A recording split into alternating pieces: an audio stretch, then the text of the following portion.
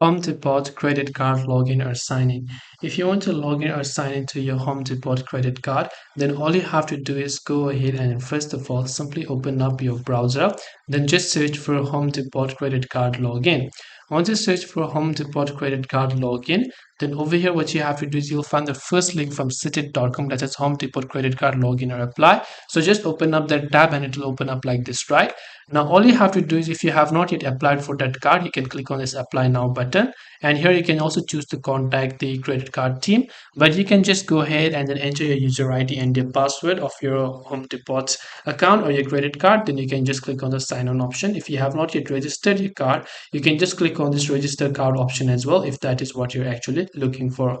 But this way you'll be able to log into your Home Depot account and sign in successfully. I hope that this video helped you. If you have questions, queries, or doubts, feel free to also leave them down in the comment section below. Thank you very much for watching till the end, and see you soon in the next video.